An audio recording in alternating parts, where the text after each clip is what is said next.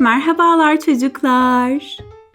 Bugün birlikte bir eşleştirme oyunu oynayacağız. Hazır mısınız? Haydi başlayalım. İşte A harfindeki ilk hayvanımız. Bu bir kedi. Kedinin hangi yiyeceği yediğini bulmak için çizgiyi takip edelim.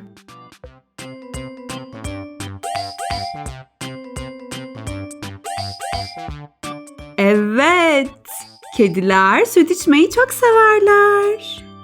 A harfiyle üçüncü yiyeceğimiz eşleşti.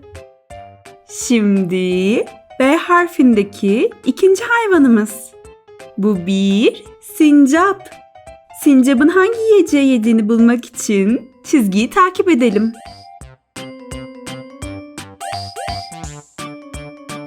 Evet. Sincaplar fındık yer çocuklar. B harfiyle birinci yiyeceğimiz eşleşti. C harfindeki üçüncü hayvanımıza geldik.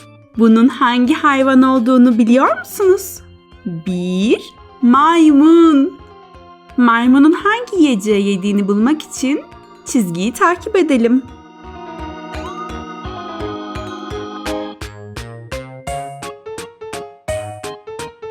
Evet, maymun muz yemeyi çok sever.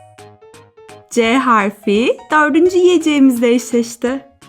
Oley! Son hayvanımız olan D harfindeki ayıya geldik. Ayının hangi yiyeceği yediğini bulmak için çizgiyi takip edelim. Siz biliyor musunuz? Ayılar ne yemeyi sever? Evet. Ayılar bal yer. D harfiyle ikinci yiyeceğimiz eşleşti. Aferin çocuklar. Siz süpersiniz. Videomuzu beğenmeyi ve kanalımıza abone olmayı unutmayın. Bir başka bulmacada görüşmek üzere. Hoşça kalın.